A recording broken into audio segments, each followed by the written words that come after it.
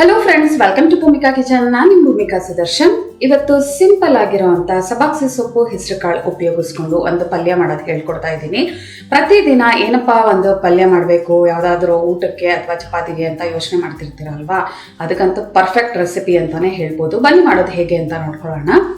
Cooker ಒಳಗಡೆ 1 cup ಅಷ್ಟು ಹೆಸರು ಕಾಳನ್ನ ಚೆನ್ನಾಗಿ ತೊಳೆದು 2 ಕಪ್ ಅಷ್ಟು ನೀರು ಹಾಕಿದ್ದೀನಿ. ಇವಾಗ ಲಿಡ್ ಕ್ಲೋಸ್ ಮಾಡಿಕೊಂಡು ಸ್ಟವ್ ಆನ್ ಮಾಡ್ಕೊಳ್ತೀನಿ.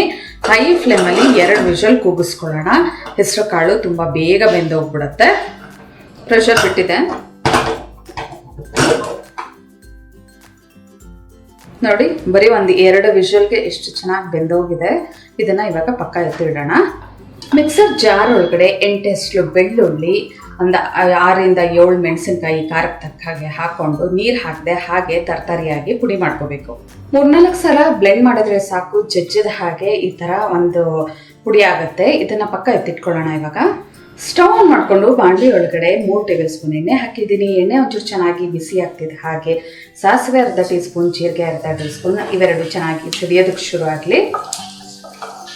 ಸಾಸಿವೆ ಜೀರಿಗೆ 2 ಚೆನ್ನಾಗಿ ಫ್ರೈ ಆಗ್ತಿದೆ. ಹಾಗೆ ಹಸಿಮೆಣಸಿನ್ಕಾಯಿ, ಬೆಳ್ಳುಳ್ಳಿ ಏನು ಜಜ್ಜಿಟ್ಕೊಂಡಿದ್ನಲ್ಲ, ಮಿಕ್ಸರಲ್ಲಿ ಬ್ಲೆಂಡ್ ಮಾಡಿ ಇಟ್ಕೊಂಡಿದ್ನಲ್ಲ, ಅದನ್ನು ಹಾಕೊಳ್ತಾ ಇದ್ದೀನಿ. ಈ ಬೆಳ್ಳುಳ್ಳಿದು ಹಸಿ ಘಮ ಹೋಗಬೇಕು, ಅಲ್ಲಿವರೆಗೂ ಚೆನ್ನಾಗಿ ಫ್ರೈ ಮಾಡ್ಕೊಳ್ಳೋಣ.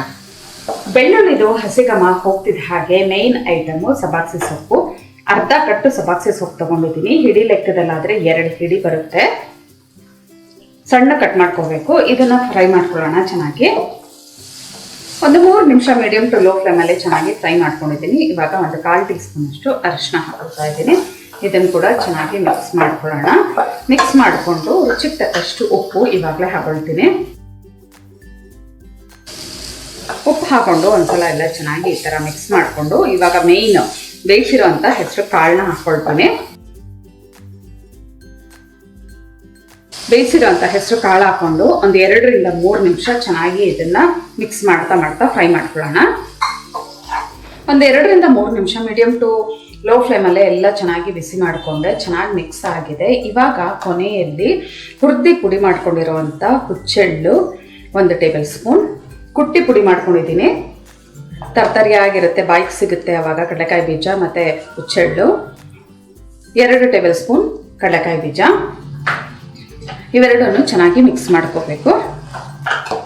ಹುಚ್ಚೆಳ್ಳು ಕಡಲೆಕಾಯಿ ಬೀಜದ್ದು ಪುಡಿನ ಹಾಕೊಳ್ತಿದ್ದ ಹಾಗೆ ಎಲ್ಲ ಚೆನ್ನಾಗಿ ಮಿಕ್ಸ್ ಮಾಡ್ಕೊಂಡಿದ್ದೀನಿ. ಜೊತೆಯಲ್ಲೇ ಬಿಸಿ ಮಾಡ್ಕೋತಾ ಇದೆ ಮೀಡಿಯಂ ಟು ಹೈ ಫ್ಲೇಮಲ್ಲಿ. ನೋಡಿ, ಎಲ್ಲ ಚೆನ್ನಾಗಿ ಬಿಸಿಯಾಗಿದೆ. ಬಿಸಿ ಸಬಾಕ್ಸಿ ಸೊಪ್ಪಿಂದು ಹೆಸರು ಕಾಳು ಪಲ್ಯ ರೆಡಿಯಾಗಿದೆ. ನೋಡಿ, ಟೇಸ್ಟ್ ಮಾತ್ರ ತುಂಬ ಚೆನ್ನಾಗಿದೆ. ಸಿಂಪಲ್ ರೆಸಿಪಿ, ಜೊತೆಗೆ ರುಚಿಯಾಗಿಯೂ ಇರುತ್ತೆ. ಚಪಾತಿಗೆ ಏನಪ್ಪ ಮಾಡಬೇಕು ಅಂತ ಅನ್ನಿಸ್ತಿರುತ್ತೆ ಅಲ್ವಾ. ನೋಡಿ, ಈ ಥರದೊಂದು ಪಲ್ಯ ಮಾಡಿಕೊಂಡು ತಿನ್ನಿ. ಚಪಾತಿ, ಅಕ್ಕಿ ರೊಟ್ಟಿ, ಜೋಳದ ರೊಟ್ಟಿ ಇವೆಲ್ಲದಕ್ಕೂ ಒಳ್ಳೆ ಕಾಂಬಿನೇಷನ್. ಊಟದ ಜೊತೆ ಸೈಡ್ ಡಿಶ್ ಆಗಿ ಕೂಡ ನೀವು ಇದನ್ನ ಬಳಸ್ಬೋದು. ಇವತ್ತಿನ ಈ ರೆಸಿಪಿ ನಿಮ್ಗೆ ಇಷ್ಟ ಆಗಿದ್ರೆ ಲೈಕ್ ಮಾಡಿ, ಶೇರ್ ಮಾಡಿ. ಯಾರೆಲ್ಲ ಇನ್ನೂ ಭೂಮಿಕಾ ಕಿಚನ್ಗೆ ಸಬ್ಸ್ಕ್ರೈಬ್ ಆಗಿಲ್ಲ, ದಯವಿಟ್ಟು ಸಬ್ಸ್ಕ್ರೈಬ್ ಆಗಿ. Thanks for watching.